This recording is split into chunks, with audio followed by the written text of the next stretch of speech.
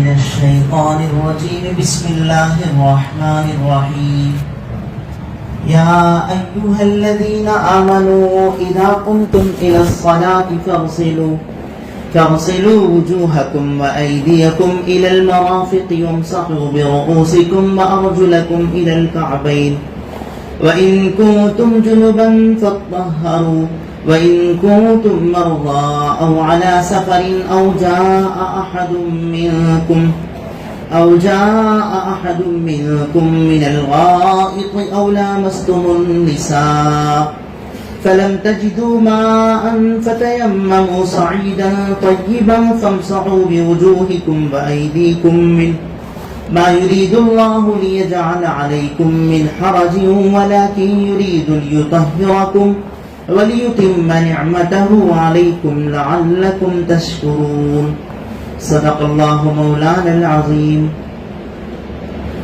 اے ایمان والو، جب تم نماز کو اٹھنے لگو تو اپنے چہروں کو دھو اور اپنے ہاتھوں کو بھی دھو کوہنیوں سمیت، اور اپنے سروں پر ہاتھ پھیرو اور اپنے پیروں کو ٹخنوں سمیت دھو، اور اگر تم جنابت کی حالت میں ہو تو سارا بدن پاک کرو، اور اگر تم بیمار ہو یا حالت سفر میں ہو یا تم میں سے کوئی شخص استنجے سے آیا ہو یا تم نے بیویوں سے قربت کی ہو، پھر تم کو پانی نہ ملے تو تم پاک زمین سے تیمم کر لیا کرو، یعنی اپنے چہروں اور ہاتھوں پر ہاتھ پھیر لیا کرو اس زمین پر سے۔ اللہ تعالیٰ کو یہ منظور نہیں کہ تم پر کوئی تنگی ڈالیں، لیکن اس کو یعنی اللہ تعالیٰ کو یہ منظور ہے کہ تم کو پاک صاف رکھے، اور یہ کہ تم پر اپنا انعام مکمل کرے تاکہ تم شکر ادا کرو۔ محترم بزرگوں، ہمارے اسلام میں پاکیزگی، طہارت، صفائی کا بڑا خیال رکھا گیا ہے۔ ہمارے نبی صلی اللہ علیہ وسلم کی حدیث ہے، الطہور شطر الایمان، پاک رہنا آدھا ایمان ہے۔ آدمی پاک صاف رہے، ہماری موٹی زبان میں جس کو بولتے ہیں پیشاب پاک رہنا، ایسا رہنے والا گویا وہ اپنے آدھے دین کی حفاظت کر رہا ہے۔ قرآن پاک کی اس آیت میں اور اس کے علاوہ ایک اور آیت 5ویں پارے میں ہے، اللہ پاک نے وضو کے متعلق جو بہت اہم ہے کہ وضو کے کیا فرائض ہیں اور کیسے اس کو کیا جائے، اس کی تفصیلات آ کر ہیں۔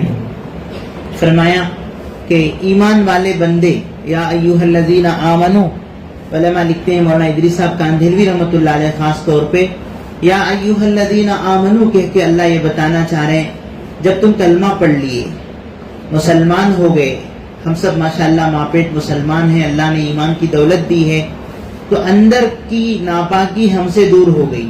اندر کی ناپاکی، الحمدللہ ہم بتوں کے سامنے سر نہیں جھکاتے، کفر و شرک ہمارے دلوں میں نہیں ہے، ہم ایک اللہ کو ماننے والے ہیں۔ جب اندر کی یہ گندگیاں تم سے پاک ہو گئی، تمہارا دل ایک اللہ کو مانتا ہے، تو آگے حکم ہے کہ اللہ کے دربار میں جب آنے کا ارادہ کرو، نماز کا ارادہ کرو، تو کچھ رولز اینڈ ریگولیشنز ہیں، ایک طریقہ ہے کہ اس طرح تم فالو ہو کر پھر نماز میں آؤ۔ اس میں سب سے پہلی بات تو آدمی پاک رہے۔ کون سی پاکی؟ ایک غسل کی پاکی ہے کہ آدمی کو غسل ٹوٹ جائے تو خاص طریقے سے ہمارے دین میں بتایا گیا 3 فرض ہیں غسل میں۔ کتنے فرض ہیں؟ 3 فرض ہیں، ماشاءاللہ ہم سب کو معلوم ہے۔ کلی کرنا، اچھی طریقے سے کلی کرنا، ضرورت پڑے تو پانی منہ میں لے کر غرغرہ کرنا۔ تو پہلا فرض ہے کہ منہ کے اندر پانی پہنچا کر کلی کیا جائے۔ دوسرا فرض ہے کہ ناک میں پانی چڑھاؤ، ناک کی صفائی ہو جائے، نرم ہڈی تک پانی جائے۔ تیسرا فرض ہے کہ پورے بدن پر پانی ایسا ڈالو کہ ایک بال کے برابر بدن سوکھا نہ رہے، پورے بدن پر پانی بہا دو۔ یہ فرائض ہیں غسل کے ہمارے دین میں۔ اتنا کر کے آدمی اگر 3-4 دمال میں بھی اگر پورا بدن بھیگ گیا تو اس کا غسل ہو گیا۔ اگر یہ فرضوں میں سے کوئی ایک چیز چھوڑ گئی، کلی نہیں کیا، بعض مرتبہ ہوتا ہے آدمی پورا غسل کر کے آ گیا، کلی کرنا بھول گیا، یا ناک میں پانی نہیں پہنچایا، تو یہ فرضوں میں سے کوئی ایک چیز چھوٹ جائے تو پوری باڈی میں ڈب کو آئے تب بھی غسل نہیں ہوتا. غسل کرنے کا جو طریقہ حضور بتائیں گے اس کے مطابق کریں تو آدمی پاک ہوگا. تو کلی کرنا، ناک میں پانی ڈالنا اور پورے بدن کو ایسا بھگانا ایک بال برابر بھی سکا نہ رہے. ٹھیک ہے. اسی لیے کتابوں میں ہے حضرت علی مرتضی رضی اللہ تعالیٰ عنہ سر میں بالاش نہیں رکھتے تھے. فرمایا تحت کل شعرۃ جنابۃ، بدن کے ہر بال کے نیچے ناپاکی ہوتی ہے، پورے بدن کے بالوں کو دھونا ضروری ہے. اس لیے حضرت علی مرتضی ہر ہفتے 10 دن میں بالکل گنڈو کر لیتے تھے، سر پہ بال ہی نہیں رکھتے تھے. اب جو لوگ بال رکھتے ہیں ان کی ذمہ داری ہے کہ پورے بدن، پورے سر کے بالوں کو، بدن کے پورے حصے کو پانی پہنچائیں. جب غسل ہو گیا، آدمی پاک ہے، اب وہ نماز کے قابل ہے. اب اسے چاہیے کہ جب نماز کا ارادہ کرے تو اللہ کا ایک اور حکم ہے اذا قمتم الى الصلاة فاغسلوا وجوہکم. جب تم نماز کا ارادہ کرو تو آگے 4 فرض بتائے گے. کتنے فرض ہیں؟ کس میں؟ وضو میں 4 فرض ہیں. پہلا فرض ہے فاغسلوا وجوہکم، اپنے چہروں کو دھو، صورت کو دھونا. دوسرا فرض ہے وایدیکم الی المرافق، ہاتھوں کو کوہنیوں سمیت دھونا، دونوں ہاتھ کوہنیوں کے اوپر تک دھونا. تیسرا فرض ہے وامسحوا برؤوسکم، سر کا مسح کرنا. ماشاءاللہ ہمارے سب ساتھی جانتے ہیں. چوتھا فرض ہے وارجلکم الی الکعبین، کہ دونوں پیروں کو ٹخنوں تک دھو. یہ جو ہنکی نظر آتی ہے پیر میں، جہاں تک ہم پینٹ لنگی پہنتے اس کے اوپر تک پانی سے دھونا فرض ہے.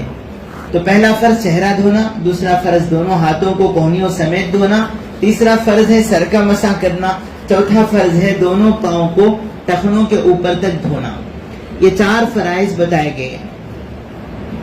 فرمایا صورت، چہرہ دھونے کا کیا مطلب ہے؟ فرمایا انسان جیسے صورت آدمی کو نظر آ جائے، فیس جس کو کہتے ہیں، صورت دیکھنے سے آدمی کا جتنا حصہ نظر آتا ہے یہ سب کا دھونا فرض ہے. اسی کو مکتب میں یاد دلایا جاتا ہے بچوں کو، پیشانی کے بالوں سے لے کے ٹھوڑی کے نیچے تک، ایک کان کی لو سے دوسرے کان کی لو تک، یہ پورے حصے کو دھونا فرض ہے. اس میں اگر تھوڑا بھی سوکھا رہ گیا، عام طور پہ ایسی جگہ پہ سوکھا رہ جاتا ہے، اور اگر چہرے دھونے میں کچھ بھی کمی آ گئی تو پھر وضو نہیں ہوگا. جو ذاتی داڑھی رکھے ہیں ان کو چاہیے کہ وہ، داڑھی 2 رقم کی ہوتی ہے. ایک ہے لحیہ کسا، گھنی داڑھی، جیسے ہمارے نبی صلی اللہ علیہ وسلم کے بارے میں ہے اللہ کے نبی کی داڑھی بہت گھنی تھی. ہمارے یہاں داڑھ بولتے، ایک دم گاڑے بال ہیں، تو ان کو یہ بالوں کے اندر کا حصہ دھونا فرض نہیں. جن کی داڑھی بہت داڑھ ہوتی ہے ان کو یہ بال کے اندر کا یہ جو چمڑا ہے یہ دھونا فرض نہیں. صرف بالوں کو پانی پہنچا دیں تو کافی ہے، اندر تک کا چمڑا دھونا ان کو فرض نہیں. اور جن ساتھیوں کی داڑھی ہلکی ہے یا تھوڑی ہے، آرام سے پانی جا سکتا ہے، جی ایسے لوگوں کو داڑھی کے اندر کا جو چمڑا ہے وہ بھی دھونا فرض ہے. تو چہرہ دھونے کا مطلب یہ ہے کہ انسان جو سامنے کا حصہ ہے اس حصے کو دھونا فرض ہے. انکھی کے اندر پانی پہنچانا کوئی ضروری نہیں ہے، اوپر سے حصے سے مکمل چہرہ دھوئیں گے. دوسرا فرض ہے کہ آدمی اپنے دونوں ہاتھوں کو کوہنیوں کے اوپر تک دھوئے، کوہنیوں کے اوپر تک دھوئے. اس میں بھی عام طور پہ ادھر کا حصہ سوکھا رہ جاتا، تو آدمی احتیاط کے ساتھ ہاتھ کو پہنچا کر یہ پورے حصے کو یہاں تک دھونا فرض ہے. اس میں بھی اگر ذرا بھی سوکھا رہ گیا تو ہمارا وضو نہیں ہوتا. تیسرا فرض سر کا مسح کرنا، دونوں ہاتھوں کو بھگو کر جھٹک دیے، اس کے بعد پورے سر کو مسح کر لیے. چوتھا فرض ہے دونوں پیروں کو دھوئیں گے، اور پیروں کے دھونے میں یہ جو ہنکی نظر آتی ہے، ذرا ہاتھ رکھو اس پیر پہ، یہ جو ہنکی کا حصہ نظر آتا ہے کیا بولتے تیلگو میں سے؟ جی مڑی کٹو، تو اسے بولتے ہیں کہ نہیں؟ پیروں کا جو مڑی کٹو ہے جہاں جھکتا ہے پاؤں، وہاں کے اوپر تک دھونا فرض ہے. حدیث میں ہے ایک مرتبہ ہمارے نبی صلی اللہ علیہ وسلم آ رہے ہیں، حضرات صحابہ کرام وضو کیے، عصر کی نماز چھوٹنے والی تھی، تو انہوں جو جلدی جلدی وضو کرے صحابہ، تو یہ پیروں میں پیچھے کا حصہ جسے ہمیں ٹخنا بولتے ہیں، یعنی کہ پیچھے ایڑی کا حصہ جو ہے وہ سکا رہ گیا تھا. پیغمبر علیہ السلام دور سے دیکھ لیے، اور وہاں سکا نظر آیا تو آپ نے فرمایا ویل للعقاب من النار، ویل للعقاب من النار، ویل للعقاب من النار۔ بخاری میں آپ نے 3 مرتبہ فرمایا ایڑیاں سکے رکھو نو کو جہنم کا عذاب ہے اس کے لیے، جو وضو میں ایڑیاں سکے چھوڑ دے ان کو جہنم کا عذاب ہے۔ تو آپ علیہ السلام کے بولنے پر صحابہ دیکھ لیے اور پھر اپنے اس حصے کو بھی پانی سے دھو لیے۔ تو یہ وضو کے فرائض ہیں۔ کیا مطلب؟ یہ کمپلسری ہے 4 چیزیں، اور اعلیٰ طریقہ جو وضو حضور کرے ہیں صلی اللہ علیہ وسلم۔ حضرات صحابہ کرام ایسا جمع ہوتے تھے تو بعض صحابہ وہ تھے جو سب کو جمع کر کے صرف یہ کہتے تھے دیکھو میں اب نبی کا وضو تم کو دکھاؤں گا، بیان نہیں، خطبہ نہیں، کچھ بھی نہیں، صرف ایک برتن منگاتے، وضو کر کے سب کے سامنے دکھاتے کہ نبی کا وضو ایسا ہوا کرتا تھا، بس ختم، مجلس ختم ہو گئی۔ صرف وضو دیکھنے کے لیے صحابہ جمع ہوتے تھے۔ حضرت عبداللہ بن مسعود سے، ابو موسیٰ اشعری سے کئی صحابہ ہیں جن کے بارے میں ہے کہ سب کو جمع کر کے وضو بتاتے تھے، میں نے پہلے نبی کو وضو ایسے کرتے دیکھا ہے۔ تو آپ علیہ السلام کے وضو کا طریقہ کیا ہوتا تھا؟ روایت میں ہے کہ اللہ کے نبی سب سے پہلے دونوں ہاتھوں کو یہاں تک، جی یہ جو مڑی کٹ ہے وہاں تک دونوں ہاتھ دھوتے تھے 3 مرتبہ۔ کتنی مرتبہ؟ 3 مرتبہ دونوں ہاتھوں کو دھونا، یہ سنت ہے۔ اس کے بعد آپ علیہ السلام کلی کرتے تھے وضو میں۔ دیکھو وضو میں کلی کرنا سنت ہے، غسل میں کلی کرنا فرض ہے۔ یہاں اگر کچھ کمی بیشی ہو گئی وضو میں تو معاف ہے، کسی وجہ سے 3 مرتبہ نہیں کرے یا کلیش نہیں کرے تو بھی وضو ہو جائے، لیکن غسل میں نہیں کریں گے تو غسل نہیں ہوگا۔ تو آپ علیہ السلام کی سنت ہے وضو میں آپ علیہ السلام 3 مرتبہ کلی کرتے تھے، اور آپ مسواک کرتے تھے۔ مسواک ہمارے لوگ بھولی گئے، مسواک کس کو کہتے ہیں نا؟ مسواک کرنا سنت ہے، بلکہ ہمارے نبی صلی اللہ علیہ وسلم نے فرمایا کہ لان اشق امتی، میری امت پر اگر مشقت کا خوف نہیں ہوتا تو لامرتہم بالسواک عند کل صلاۃ، تو میری امت کو میں حکم دیتا کہ وہ ہر نماز کے لیے مسواک کریں۔ لولا ان اشق علی امتی، اگر مجھے خوف نہ ہوتا کہ لوگوں کو تکلیف ہوگی، اگر ایسا نہیں ہوتا تو میں کہتا کہ ہر نماز کے لیے مسواک کریں۔ مسواک حضور کی وہ مبارک سنت ہے۔ آپ علیہ السلام نے فرمایا ہے کہ مسواک اللہ کو راضی کرنے کا ذریعہ ہے اور منہ کی صفائی کا ذریعہ ہے۔ سبحان اللہ۔ مطہرۃ للفم ومرضات للرب، حدیث میں آ کر ہے کہ مسواک کرنے سے اللہ خوش ہوں گے اور مسواک کرنے سے انشاءاللہ منہ کی صفائی ہوگی۔ ہمارے ساتھی جسے بھول ہی گئے، ساتھی اس کا اہتمام کریں۔ آپ کے جیب میں مسواک ہونا چاہیے، تسبیح ہونا چاہیے۔ مسلمانوں کی یہ چیزیں ہیں جسے ہم پیچھے ڈال دیے ہیں۔ ہر ایک ساتھی کے جیب میں موبائل تو ہے، اس کے بغیر کوئی ساتھی نہیں ہے۔ یہ بھی چاہیے کہ ساتھ میں ہماری جو پہچان ہے، فرمایا مسواک حضور علیہ السلام کی مبارک سنت ہے۔ آپ علیہ السلام زندگی کا آخری عمل، آپ دنیا سے جانے والے ہیں، آپ انتقال ہونے والے ہیں، اس سے تھوڑی دیر پہلے عبد الرحمن بن ابو بکر رضی اللہ عنہ، حضرت ابو بکر کے بیٹے سامنے سے گئے، انہوں مسواک کرتے گئے تو حضور علیہ السلام محبت سے دیکھے۔ حضرت عائشہ رضی اللہ عنہ سمجھ گئی میرے نبی اس وقت میں مسواک کرنا چاہتے ہیں، بیوی تھی، تو انہوں نے مسواک منگوا کے اللہ کے نبی کے منہ میں رکھا۔ حدیث میں ہے اللہ کے نبی کی اوپر اتنی کمزوری تھی کہ مسواک چابنے کی بھی طاقت نہیں تھی، تو خود حضرت عائشہ رضی اللہ عنہ اپنے دانتوں سے چبا کے اللہ کے نبی کو مسواک کرائے۔ معلوم ہوا بیوی کا جھوٹا آدمی استعمال کر سکتا ہے، کوئی حرج نہیں، ہر مومن کا جھوٹا استعمال کر سکتا ہے اگر طبیعت میں کراہت نہیں ہے۔ حضرت عائشہ رضی اللہ عنہا نے اپنے دانتوں میں چھبا کر اپنا گویا تھوک میں ملا ہوا مسواک اللہ کے نبی کو کرائی، اور خود وہ فخر سے کہتی ہیں اسی حالت میں اللہ کے نبی کا انتقال ہوا ہے۔ زندگی کا آخری عمل جو ہمارے نبی کرے ہیں وہ مسواک کریں، اس لیے ہمارے ساتھ اہتمام کریں۔ مجھے بھی اللہ توفیق دے، آپ کو بھی توفیق دے کہ ہم مسواک کا اہتمام کریں۔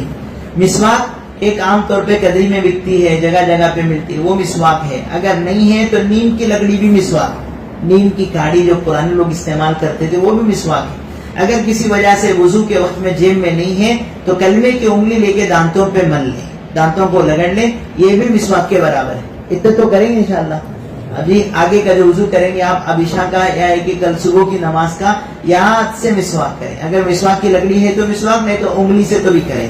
کتنا بڑا فائدہ ہے۔ شیخ الحدیث مولانا محمد زکریا صاحب رحمۃ اللہ علیہ لکھتے ہیں مسواک کا سب سے کم درجے کا فائدہ، بہت سارے فائدے ہیں، یادداشت میں برکت ہوتی، بھولتے نہیں آدمی مسواک کرنے والے، بلغم صاف ہوتا ہے، پتہ نہیں کیا کیا فائدے ہیں. حضرت نے فرمایا سب سے بڑا فائدہ یہ ہے مرتے وقت میں کلمہ یاد آئے گا. سبحان اللہ، کتنا بڑا فائدہ ہے. انشاءاللہ ایمان کی حالت میں موت آئے گی. مسواک کرنے والوں کو اگر بھول جائیں تو فرشتے یاد دلاتے، اللہ فرشتوں کے ذریعے کلمے کی تلقین کرا دیتے. اس لیے نیت کرو ہم سب پابندی سے مسواک کریں گے انشاءاللہ.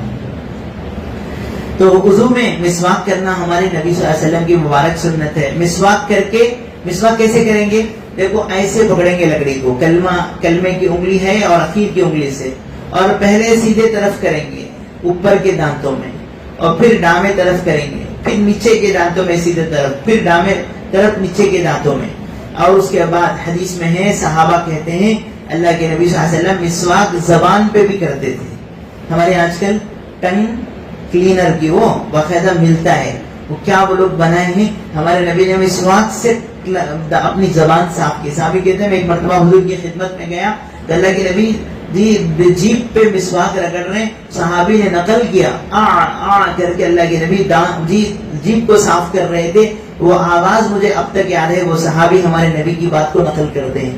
تو زبان پہ مسواک کرنا بھی سنت ہے. زبان میں سیدھے اوپر سے زبان کو صاف کریں گے. کلی کرنا، مسواک کرنا یہ سنت ہے. اس کے بعد آدمی ناک میں پانی ڈالے، 3 مرتبہ ناک میں پانی ڈالے، اور اس کے بعد ڈامے ہاتھ کی چھوٹی انگلی سے ناک کو صاف کرے.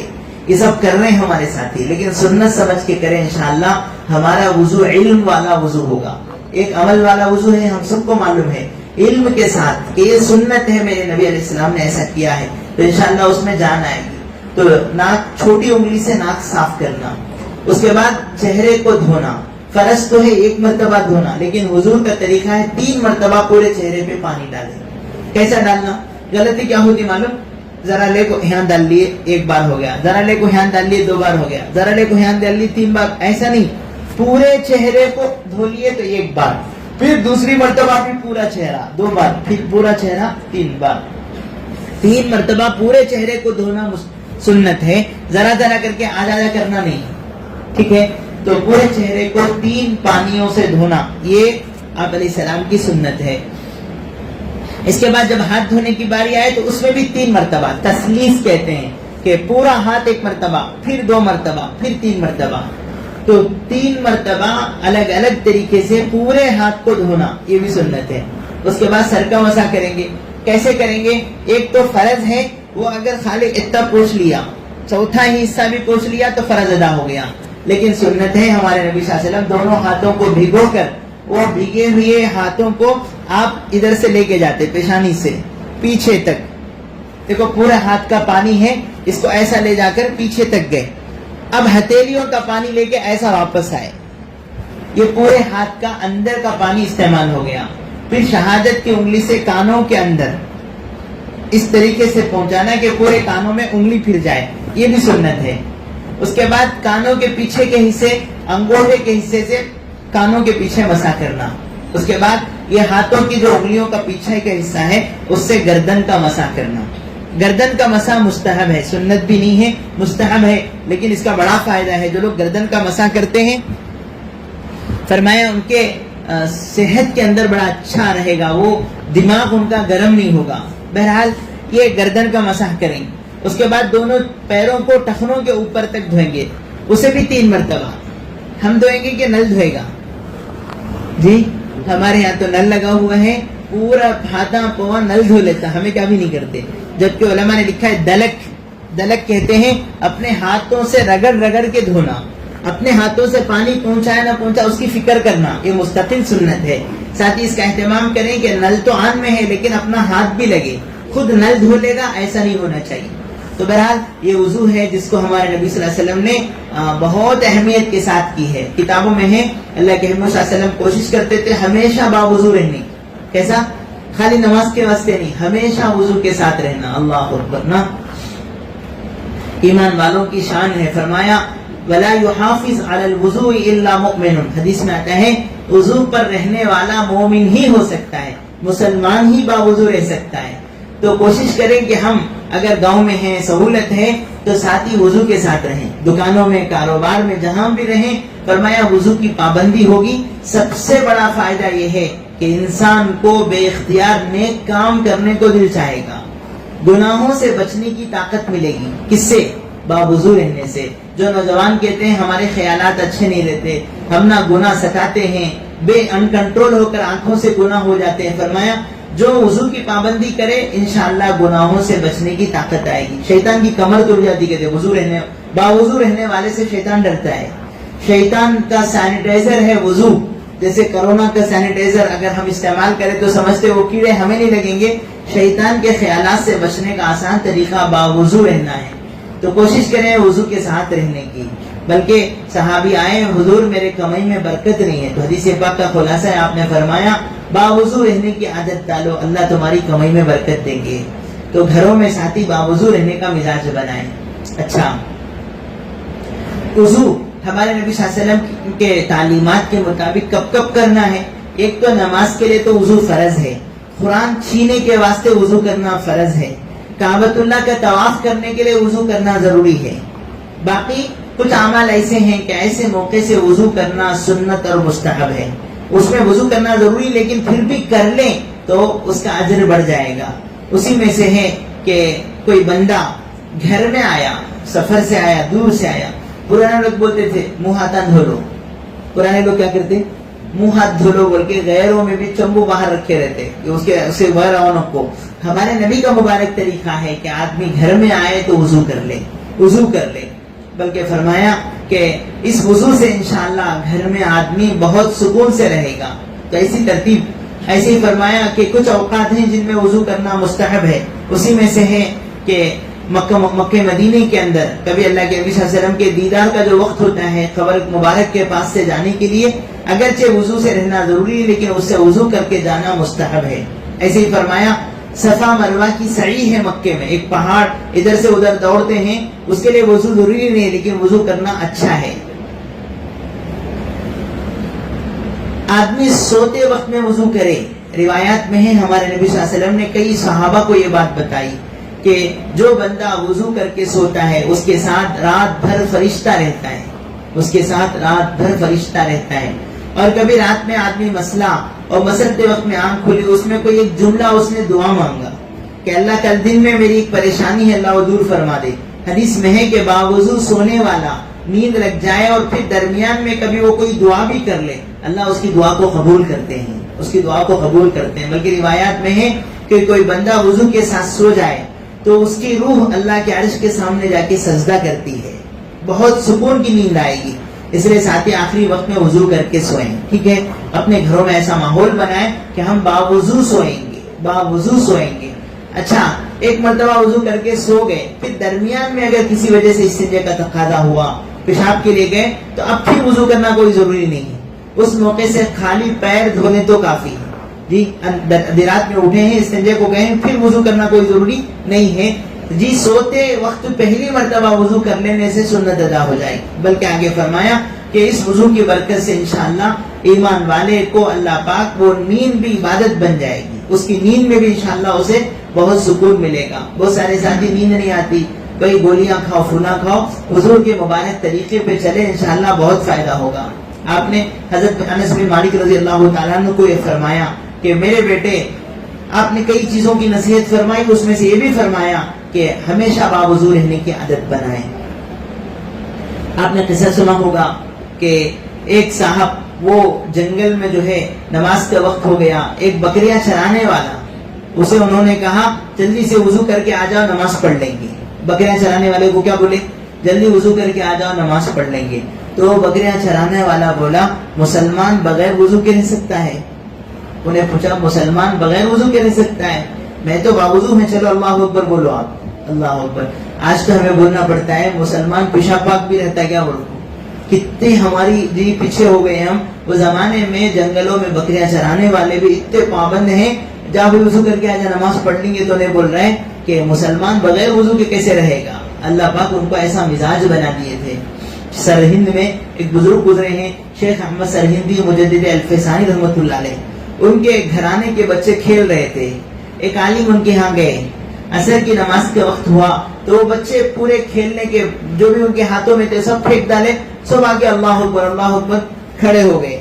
تو وہ مولانا نماز کے بعد بولے کہ بیٹا چھوٹے چھوٹے بچے 7-8 سال 10 سال 11 سال کے نماز پڑھتے تھے, تمہیں وضو کر کے بیٹھ لو بیٹا, بغیر وضو کے تمہیں کیسا پڑھ رہے نماز؟ تو بچے بولے چچا جان کہ آپ کیا بول رہے ہیں آپ, ہم تو باوضو کھیل رہے تھے, ہماری امی ہماری دادی ہماری تربیت کری ہے, 5 سال کے بعد سے ہمارے خاندان کا کوئی بچہ بے وضو نہیں رہتا. چھوٹے چھوٹے بچوں میں ایسا ماحول ہے کہ سب باوضو رہ رہے ہو بچے. تو انشاءاللہ وضو کے بڑے فائدے ہیں, بڑی برکتیں ہیں, تو ساتھی اس کا اہتمام کریں. آگے کچھ مسائل ہیں ساتھی سنیں. غسل کی حاجت ہو جائے رات میں تو اعلیٰ طریقہ یہ ہے کہ جیسے ہی غسل کی ضرورت پڑ گئی فوراً نہا کے پاک صاف ہو کے سونا, یہ اعلیٰ طریقہ ہے. حضور علیہ السلام سے یہ ثابت ہے کہ ہمارے نبی اکثر جیسے ہی غسل کی ضرورت پڑ گئی آپ علیہ السلام فوراً غسل فرما کے سوتے تھے, یہ اعلیٰ طریقہ ہے.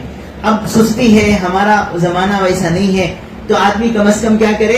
حدیث میں ہے حضرت عمر فاروق رضی اللہ عنہ ہمارے نبی سے سوال کیا, اللہ کے نبی اگر غسل کی ضرورت پڑ گئی رات میں تو کیا کروں, مجھے اس وقت اگر غسل کرنے کا موقع نہ ہو. تو آپ نے فرمایا کم از کم جہاں گندگی لگی ہے اس کو دھو لو, اس کے بعد وضو کر کے سو جاؤ, اس کے بعد وضو کر کے سو جاؤ. تو یہ طریقہ ہے کہ اگر غسل کرنے کا موقع نہ ہو, آدھی رات ہے, ٹھنڈا وقت ہے, صبح میں غسل کرنا ہے, تو پھر کم از کم اس وقت اٹھنے کے بعد گندی جگہ صاف کر کے آدمی وضو کر کے سو جائے, تب بھی انشاءاللہ اسے سکون کی نیند آئے گی. کم از کم یہ تو کرنا چاہیے.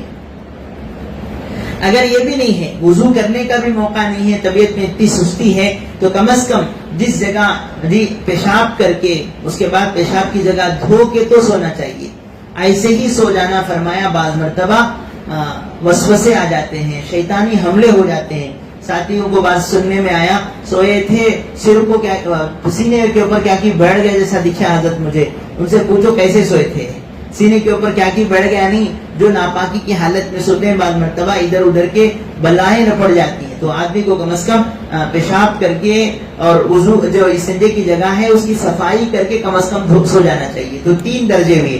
اعلیٰ درجہ ہے غسل کر لینا, اس کے بعد کا درجہ ہے کم از کم پیشاب کر کے وضو کر لینا. یہ بھی نہیں ہو سکا تو پیشاب کر کے استنجے کی جگہ صاف کر کے کم از کم سونا چاہیے.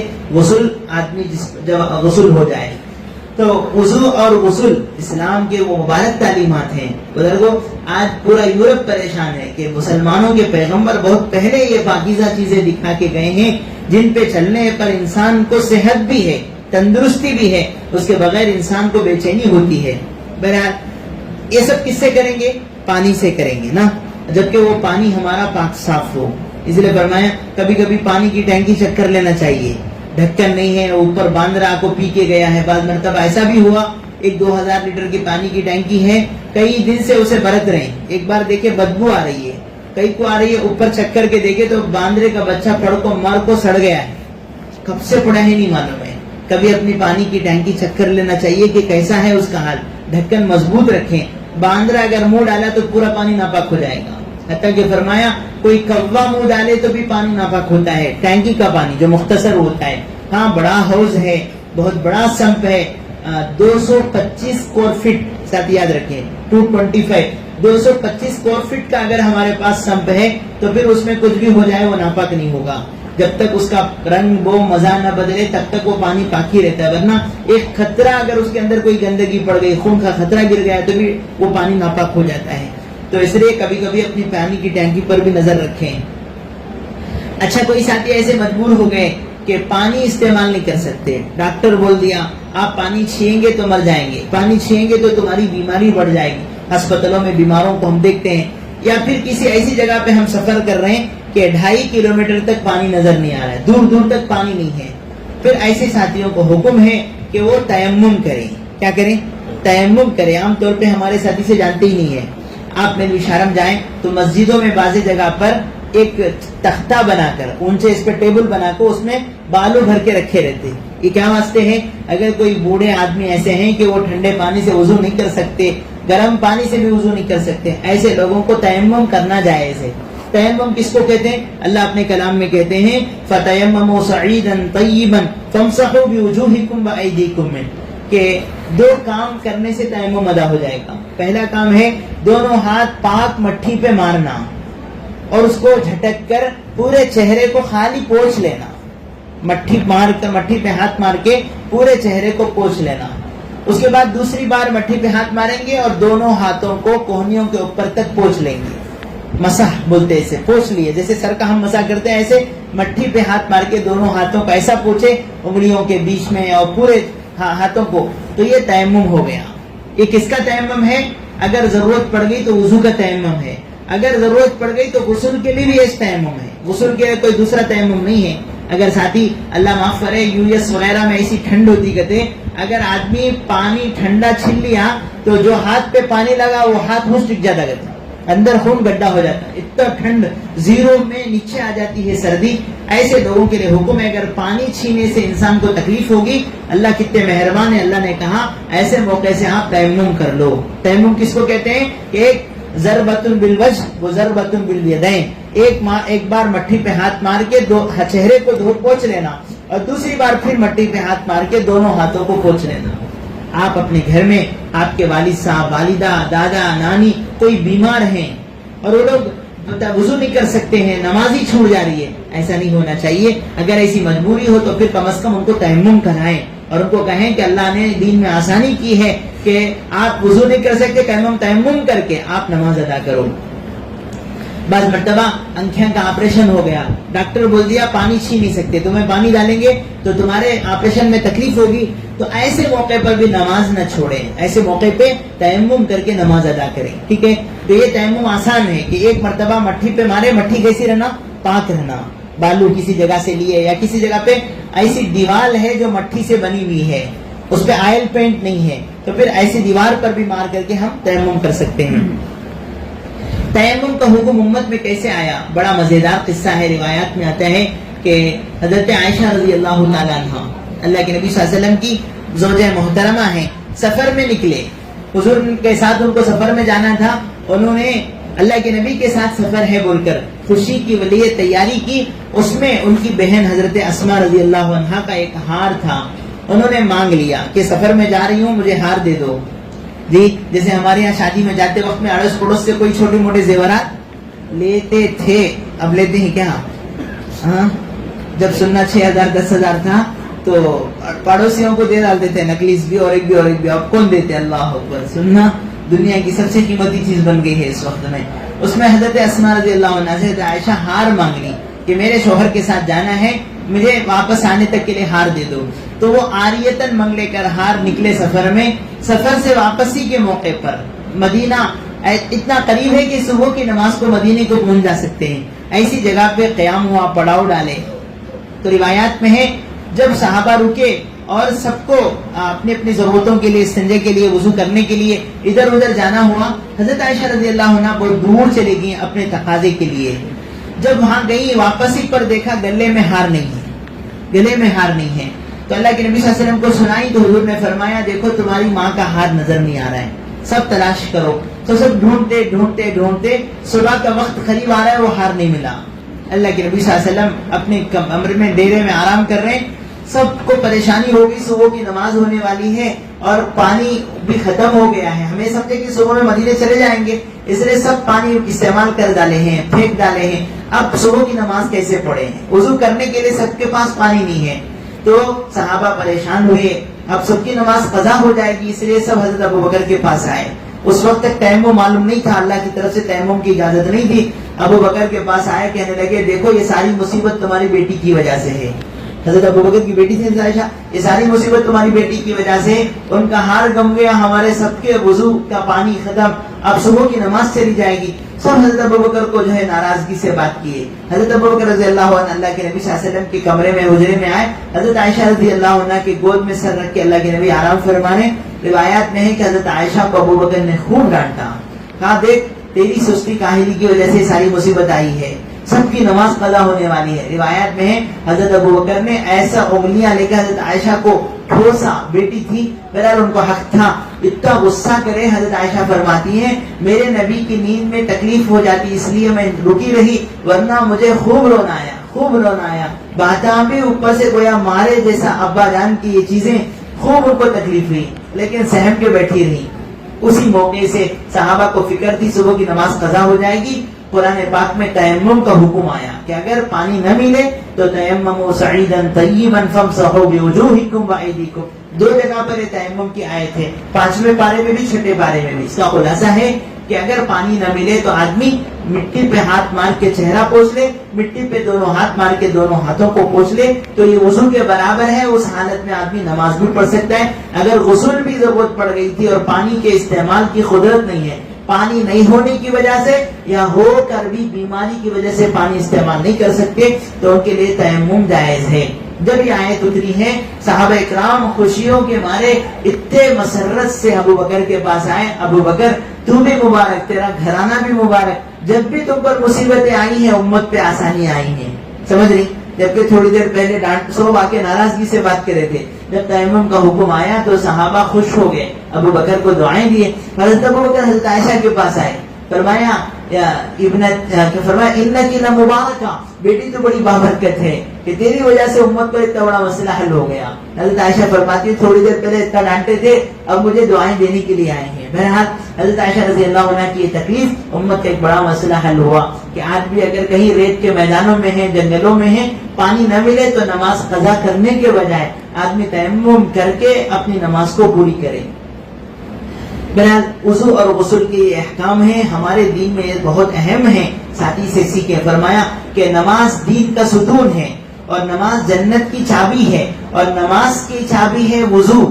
وضو کے بغیر آدمی نماز نہیں پڑھ سکتا. اس لیے ساتھی وضو کو سیکھنا چاہیے. بھائی ویسے ہی پہلے سے دیکھتے آئے کرتے آ رہے نہیں، آدمی وضو کے فرائض معلوم کرے، سنتیں معلوم کرے اور اچھے طریقے سے وضو کرے. ٹھیک ہے؟ وضو غسل میں بدن پہ پانی پہنچانا ضروری ہے. وہ ساتھی مسئلہ سنیں جو پینٹ مارتے ہیں اپنے سر کے بالوں کو بلاک کرنے کے لیے. پینٹ جو آئل پینٹ جیسا اگر وہ ہے تو ہمارا غسل نہیں ہوگا، ہمارا وضو نہیں ہوگا. سمجھ رہے؟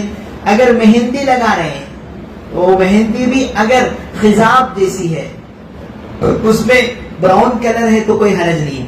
بلاک کرنا حرام ہے. بالوں کو کالے نہیں کر سکتے. ہاں وہ کر سکتا ہے جسے بچی نہ ملے، جسے بار بار رشتے دیکھتے ہیں سر کے بالا اجلے ہیں بول کر عورت دلہن نہیں مل رہی ہے، جی عرس نہیں مل رہی ہے، ایسوں کو بال کالے کرانے کی اجازت ہے. اس کے علاوہ جو ساتھی شوق سے بال کالے کراتے ہیں گناہ ہوگا، ان کو نہیں کرنا چاہیے. تو اگر وہ مہندی ایسی ہے کہ بالوں کو لگنے کے بعد وہ پینٹ کے جیسا لگتی ہے، اسے کھکرے تو نکلتا ہے آئل پینٹ کے جیسا، تو پھر ایسی مہندی لگانا جائز نہیں ہے. اس سے وضو غسل نہیں ہوگا. جو ساتھی پلمبر ہیں، جو ساتھی پینٹر ہیں، وہ بھی خیال کریں کہ جب آپ کام کرتے ہیں تو کام کرنے کے بعد پوری طریقے سے ہاتھ میں گم لگ گیا یا پیروں میں پینٹ لگ گیا اسے اچھی طرح دھو لیں. جب تک وہ آئل پینٹ ہے ہمارا وضو نہیں ہوگا. گم جب تک انگلیوں پہ لگا ہوا ہے ہمارا وضو نہیں ہوگا. ہم لوگ کبھی مدرسے میں نل ٹوٹ گیا کسی وجہ سے بجی گم استعمال کرے تو رگڑ کے بعد مرتبہ ایسا بھی ہوا نماز پڑھ لیے، نماز کے بعد ایسا نکالے تو پھر چمڑے جیسا گم نکلتا ہے، پھر وضو کر کے پھر نماز پڑھے. سمجھ رہے؟ اس لیے ساتھی اس کا اہتمام کریں کہ اپنا وضو غسل میں اپنے بدن پر نظر رکھیں. کبھی پیر دھوتے ہیں تو نیچے ایسا ایڑیوں کے پاس ایسا پوچھ کے دیکھیں. گھر میں کبھی کوئی اسٹیکر لگ گیا رہتا، کوئی ٹیپ پیر کے نیچے لگ گیا، اب سمجھے کہ ہو گیا نماز پڑھ لیے، اتحیات کے بعد ایسا دیکھے تو اندر سے ٹیپ نکلا نیچے سکا ہے، ہمارا وضو بھی نہیں ہوا، نماز بھی نہیں ہوئی. ساتھی نماز کے لیے وضو کو بڑی اہمیت سے کریں. فرمایا جس کا وضو اچھا ہوگا نماز اچھی ہوگی. وضو دل لگا کے کریں گے تو نماز میں بھی دل لگے گا. اگر وضو ڈھنگ سے نہیں ہے تو بعض مرتبہ نماز میں دل نہیں لگتا. ساتھی اس کا خیال کریں. بہرحال وضو کے بڑے فوائد بتائے گئے. حدیث میں ہے جو بندہ وضو کرتا ہے کلی کرا تو منہ کے گناہ بھول گئے، چہرہ دھو لیا تو اللہ صورت سے چہرے سے جتنے گناہ ہو گئے، آنکھوں کے گناہ، خیالات، اللہ اسے دور کر دیں گے. جو بندہ ہاتھ دھویا ہاتھ سے جتنے گناہ ہو گئے، پانی کے خطرے جیسے ٹپکے ایسے ہی اس کے گناہ دھل گئے. روایت میں ہے کہ جو بندہ وضو کر کے کلمہ شہادت پڑھے، اشہد ان لا الہ الا اللہ واشہد ان محمدا عبدہ ورسولہ، اس کے بعد دعا پڑھے اللہم اجعلنی من التوابین واجعلنی من المتطہرین، اللہ اس کے سارے گناہ معاف کر دیں گے، اس کے سارے گناہ اللہ معاف کر دیں گے. تو وضو کے بعد دوسرا کلمہ ہمیں پڑھنا چاہیے. کون سا کلمہ؟ شہادت، کلمہ شہادت. یہ دعا پڑھنا سنت ہے. اس کے بعد ایک دعا ہے، وہ دعا سیکھے ساتھی. ایسے فرمایا کہ جو بندہ وضو کر لیا اس کے بعد 2 رکعت تحیۃ الوضو پڑھا، سہولت ہے، فرصت ہے، اللہ موقع دیے ہیں تو 2 رکعت تحیت الوضو، وضو کی 2 رکعت نماز، اللہ پاک اس کے بھی سارے گناہ معاف کر دیں گے. اگر گناہ معاف ہو گئے تو اللہ اس کے درجے بلند کریں گے. تو یہ وضو ہے جسے ہمارے نبی صلی اللہ علیہ وسلم نے کر کے دکھایا ہے. بعض مرتبہ صحابی نے اللہ کے نبی کو سلام کیا، آپ علیہ السلام جواب نہیں دیے، آگے جا کے آپ دیوار پہ ہاتھ مار کے تیمم کرے، اس کے بعد سلام کا جواب دیے. روایات میں ہے کہ آپ علیہ السلام نے فرمایا سلام اللہ کا نام ہے، السلام علیکم، سلام اللہ کا نام ہے. میرا دل نہیں چاہا کہ بغیر وضو کے اللہ کا نام لو، بغیر وضو کے اللہ کا نام لو. اس لیے علماء نے لکھا ہے آدمی ذکر کرے تو باوضو کرے تو مستحب ہے. باقی ضروری نہیں ہے سبحان اللہ بولنے کے لیے، درود پڑھنے کے لیے، اللہ کا نام لینے کے لیے وضو شرط نہیں ہے، ضروری نہیں ہے، لیکن کرے تو بہت اچھا ہے. اللہ ہم سب کو عمل کی توفیق عطا فرمائے. تو یہ آیت کا خلاصہ ہے. اللہ پاک نے اس میں وضو کے فرائض بتائے ہیں اور پورا وضو حدیث میں ہمارے نبی نے ہم کو سکھایا ہے. ساتھ ہی اس کا اہتمام کریں. انس بن مالک رضی اللہ عنہ کی روایت ہے، ہمارے نبی نے فرمایا اے انس باوضو رہنے کی عادت بناؤ. پھر فرمایا اگر وضو کی حالت میں ملک الموت آ جائے روح لینے کے لیے، فرمایا اس کی موت شہادت کی حالت میں آئے گی. باوضو مرنے والا گویا شہید بن کے مرے گا. اس لیے ساتھ اس کی کوشش کریں. ہمارے حضرت مولانا خلیل احمد صاحب رحمۃ اللہ علیہ قدری جامعہ مسجد میں حضرت پہلے رہتے تھے، بہت پہلے. اس کے بعد بشارت میں ایک بڑے مدرسے کی، بچوں کے مدرسے کے محتمم تھے. حضرت کو ہم نے دیکھا بہت آدمی انتہائی پابند، بہت پاکیزہ آدمی تھے. جی حضرت جس دن انتقال ہوئے اس دن ساتھی بیان کرتے ہیں کہ استنجے کو گئے، وضو کرے، کپڑے بدلے، اس کے بعد آ کے سیدھا لیٹے، اللہ کو پیارے ہو گئے. کتنی تیار، خود پورے اعمال کر کے پاک صاف ہو کے دنیا سے گئے. جو زندگی بھر پاک رہنا پسند کرتے ہیں اللہ ان کو موت بھی پاکی کی حالت میں لیں گے انشاءاللہ. اس لیے ہمارے ساتھی وضو کے بارے میں بہت فکر مند رہیں. سب سے پہلے نیت کریں آج انشاءاللہ سونے سے پہلے وضو کروں گا. تھوڑا کر کے عادت بنائیں. شروع میں تکلیف ہوگی، پھر ایک وقت آئے گا وضو کے بغیر رہنا تمنا تکلیف ہو جائے گی. کیا کہ گمانے جیسا ہے نا بولتا آدمی، کیا کہ تو عادت بن گئی ہے. انشاءاللہ ہم عادت بنائیں گے تو بہت، خاص کر کے جو لوگ ڈرائیونگ کرتے ہیں ان کو چاہیے کہ وہ وضو کے ساتھ رہیں. اللہ جب موقع ہو نماز پڑھ سکتے اور آپ کا پورا سفر انشاءاللہ اللہ کی حفاظت میں ہوگا. اللہ ہم سب کو عمل کی توفیق عطا فرمائے. کوئی مسئلہ پوچھنا ہے؟